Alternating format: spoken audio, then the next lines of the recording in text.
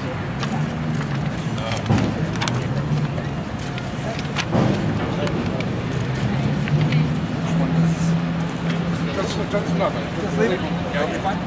morning. My name is Martin Hassner, and I'm the Executive Director of the Liberal Party of New York. I'm standing in for our chairman, state chairman, Jack Olshan, who's out in Nassau County and couldn't get in this morning.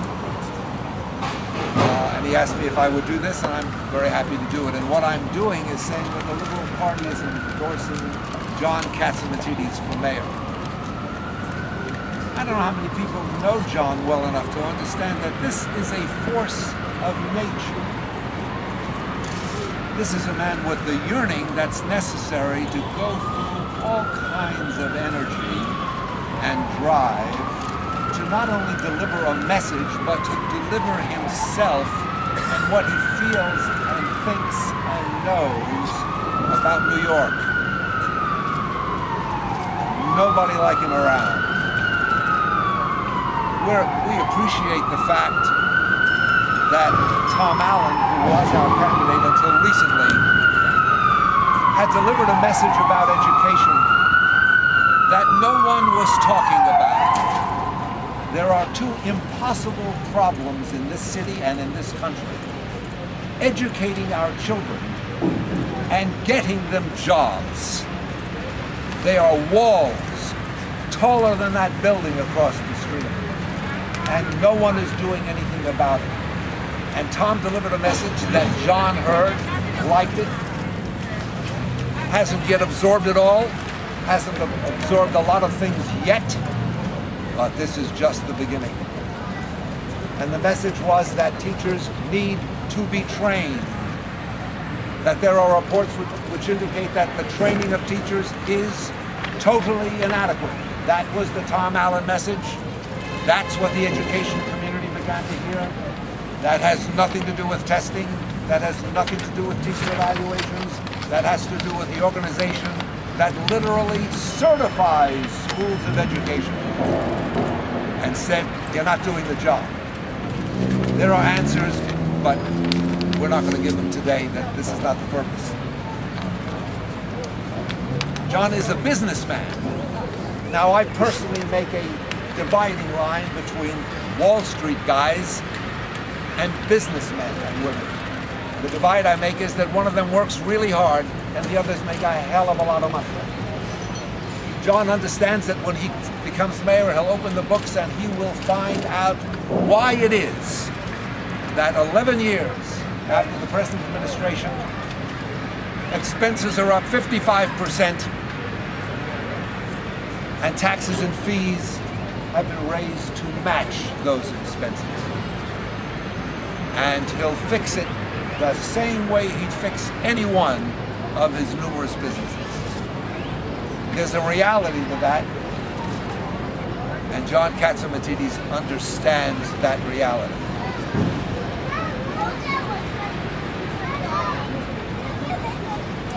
There has been a lot of talk about stop, question, and frisk. It remains a key factor in the ebb and flow of all the candidates running for mayor. It's a great show. And there's a lot of good stuff coming out of it, but you gotta listen. Well, in a year or so, that problem is gonna go away with new technology, which will make it possible for New York's police force to know who's carrying without having to stop, question, and frisk. That's coming. Ask Ray Kelly, he'll tell you. That's coming. Right now, once again, John has said, let's do a better job of training. Let's do a better job of training. It's a tough job. There are an awful lot of people who've been stopped. There have been guns confiscated, but nowhere near a percentage that one would think is amazing. But nonetheless, people in the community, like it or not, understand that the attempt is to make New York safe. Some years ago, I ran a regional emergency medical services council, the idea of which was to do something about someone in that building having a heart attack and the ambulance never getting through the traffic. John thinks it's reasonable through private-public work together to set up health care 10 minutes away from every New Yorker. Because right now, health care is an emergency room. There are no more admitting offices. There are only emergency rooms. If you need help, you gotta sit and wait, if you can. And so we're going to make the adjustment necessary, working with the entire healthcare community, not just some, everybody, the ambulance guys, the police and fire, all the people who touch healthcare, all the hospitals. I live in the suburbs. A brief car ride 5 minutes away gets me to a walk-in clinic. Some damn good doctors. That should be what's in this city, and can be. Takes time, takes effort, like retraining teachers will. Nothing simply just changes. But I think in John Catsimatidis, we have a guy who understands the long haul, who grew his businesses and is still growing his businesses, understanding it.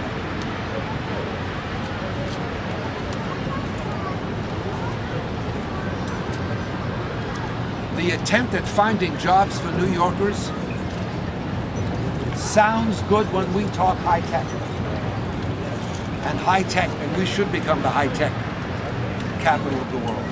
But there are too many hundreds of thousands of New Yorkers who can't and won't qualify for those jobs. In fact, if you listen closely, you know, across the country, we bring in people to do those jobs.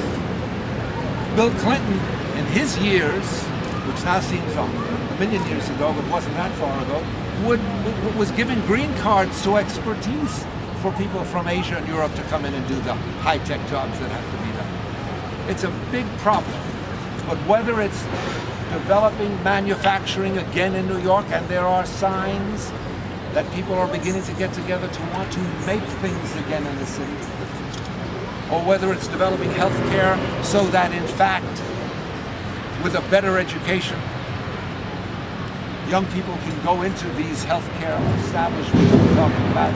I don't know, John doesn't know, America doesn't know, but we'll find out. That's the commitment. And finally, it's nice that that John is the only non-professional politician in this race. I've been in politics a very long time, and people want to know what's happened. Well, Thorstein Veblen said that institutions fail. Institutions fail when the people working in them care more about themselves than the people they're working for. That's what's happened to American politics. Everywhere, at every level. The mess that we've been reading about and will continue to read about won't stop.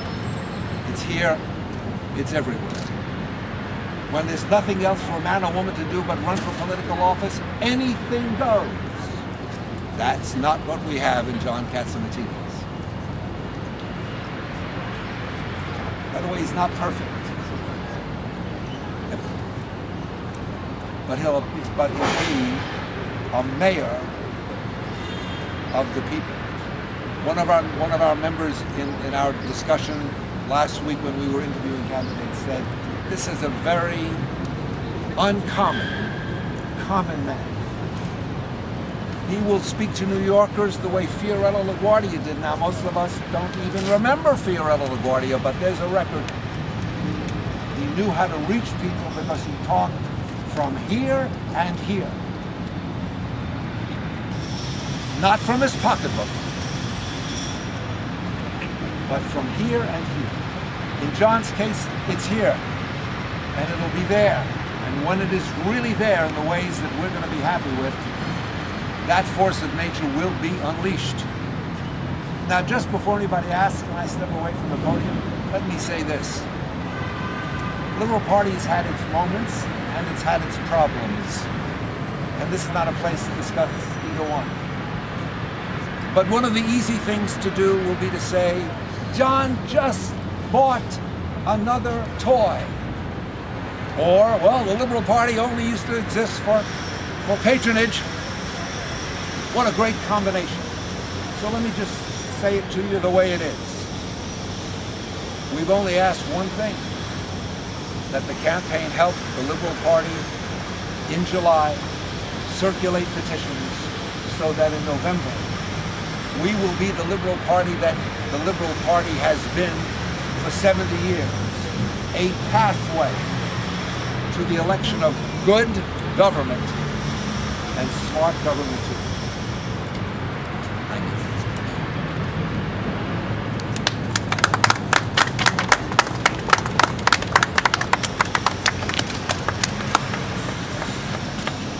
Thank you, Martin. Today is a game changer. Today is the day we create a fusion ticket where all New Yorkers can vote for us.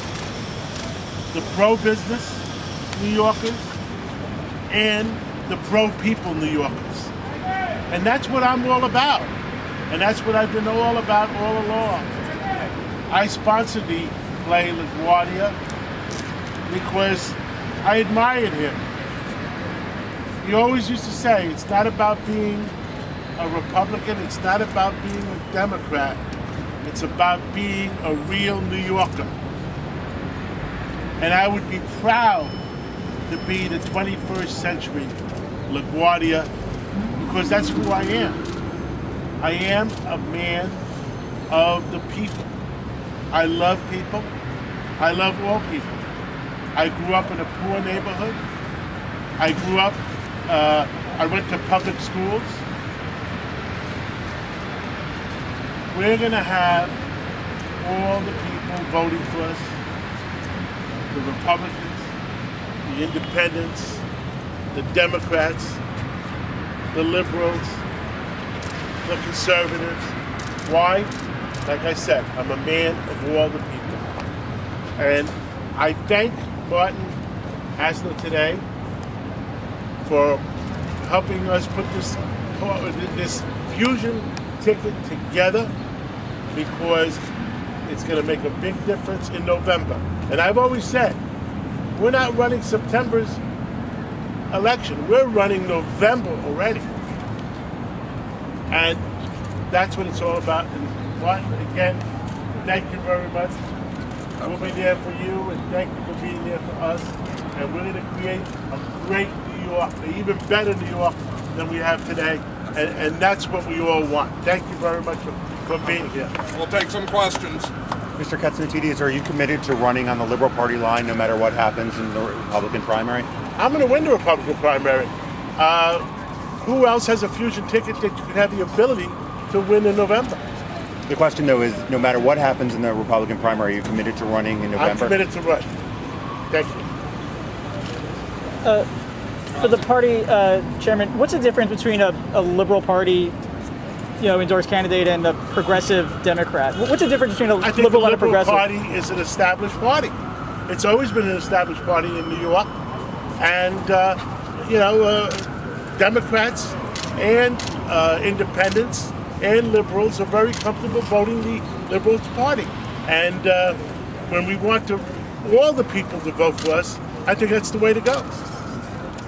Agree, sir? Well, it's a matter of language.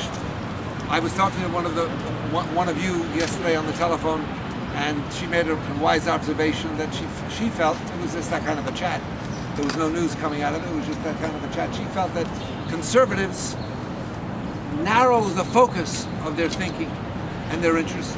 Liberals seem to be as broad as they can be.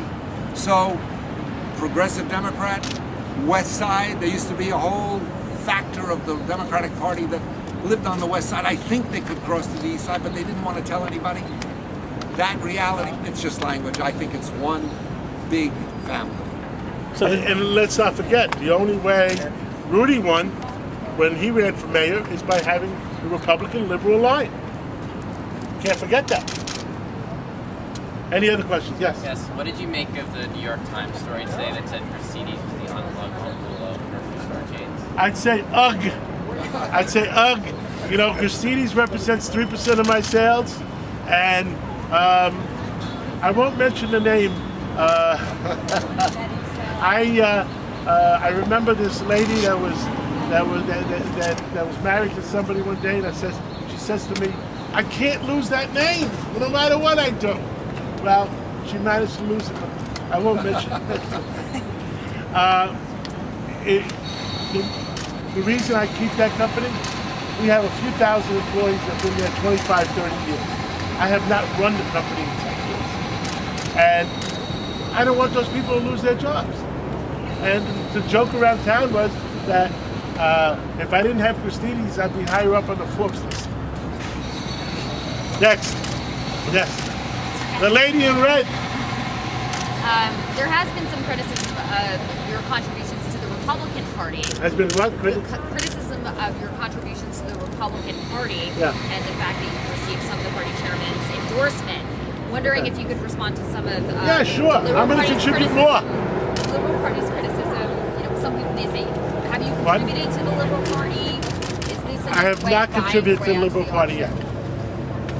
And like Martin said, they need help to do the petitioning, which I will help with. Other than that, I have not. Are you planning to make a contribution? I am planning to help with the petition. Okay? But, you know, politics, the Republican Party needs help, and they need money to run their local parties. And who, you know, if you can't help, what good is politics? Next. Mr. Hassner, who else did you meet with other than Joe Lhota? No one else. And can you tell us why you decided to go with Mr. Catsimatidis instead of Mr. Lhota? What was wrong with Mr. Lhota? Nothing's wrong with Joe Lhota. I just explained why we supported John Catsimatidis. I don't think anything else exists. Was it an easy choice though, or was it a tough choice between? Well, I tell you that it was. You couldn't have asked for a greater contrast. If you've been interviewing these guys, you know you couldn't have asked for a greater contrast between two men. It was not a tough choice. It was not an easy choice. It was a wise choice, and it took time and it took effort. And the reality was, we wanted to understand what the belief systems were and how they best fit within the attempt of the Liberal Party to return to the years when principle, when policies and programs mattered more than anything else. That was a great Liberal Party which wrote much of the legislation we live in today. That's the kind of Liberal Party you want to be, and we think that John is the candidate who will help us drive in that direction. Not the Liberal Party that used to be, the Liberal Party that was. But Joe Lhota used to work for Giuliani, who the party endorsed very strongly. Why is he not considered a continuation of that type of, you know, Liberal Party agenda? Well, you know, that you come to conclusions that I didn't come to. Joe says, Martin, we're two different men. I asked him that question. We're two different men, as far as I'm concerned. He answered the question. That's how they're two different men, and they're certainly not, and he's certainly not John. And that's why we picked John. You know, I've answered that question too. I said, I'm a visionary. I'm going to do things. I'm the only one of all the candidates running that created tens of thousands of jobs. I visualize the World's Fair. I visualize other things that can create jobs in New York. You know, Joe is a nice guy, but I'm the visionary. Okay, two more questions, guys. Mr. Hassner alluded to cynicism of New Yorkers that you're buying endorsements. The what? Say it. He alluded to cynicism that you're buying endorsements because of your personal wealth. What do you say to that? I already answered it 5 times. I'm not buying any endorsements. I contribute to the Republican Party. I contribute to other friends. I always support my friends. Who am I going to support? My enemies? I always support my friends, and I will continue to support my friends. And I'm giving far less money than Bloomberg gave. All right, so give me a break, you know? And I'm going to give more. Okay, one more question. There's a report that the Clintons borrowed your jet. I was wondering if that's true. The Clinton Foundation does use our airplane for foundation business on occasion. Full stop. I can't say anything more than that. Secret Service rules. Do you expect him to endorse you? Pardon? Do you expect him to endorse you? You guys seem to have a friendly relationship. We do have a very friendly relationship, and we'll see what happens in September. Okay, guys, thank you. Thank you. Thank you. Thank you very much for being here today.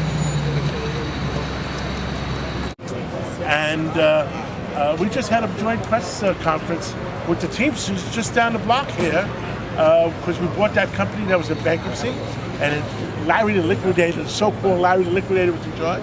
We bought the company and we saved hundreds of jobs. So all my life I've been saving jobs. I did that with Patriot Pride in Florida, where we saved 7,000 jobs because they were going to be liquidated. I did that with our oil company. We saved 5,000 jobs there. I've always been working towards creating versus being Larry the Liquidator. Yeah? Thank you. On Nightline last week, Ray Kelly said that African Americans are understopped in New York City. Is that an assessment you agree with? Are understopped? Understopped. Well, I don't know the exact statistics, but I think we should get more, instead of using rookies for stop and frisk, I think we should get better trained officers to be able to realize who's carrying and who's not carrying. I think we're keeping those, I came from those neighborhoods, we're keeping those neighborhoods safer because, you know, I talk to the individual mothers. Now, who are we going to listen to? The individual mothers that say, thank you for keeping our neighborhood safe. Thank you for having less people have the ability to carry guns in our neighborhoods? Or do you want to listen to the 10 people that are demonstrating for whatever reason, who knows what reason, they're demonstrating in the corner? I've been a CEO for 44 years. I've been a leader for 44 years. I don't panic. I'm not one of these politicians that say, oh my God, there's 10 people demonstrating. I don't panic. I don't blink. You know, I examine the entire situation to make sure what the right thing is, and that's leadership. That's not just panicking every 5 minutes when somebody's picketing. And we're keeping the kids in those neighborhoods safe. And like I said previously, that problem of stop and frisk will go away by itself when we have that technology that's being developed now, where you'll be able to know who's walking down the street and carrying a weapon.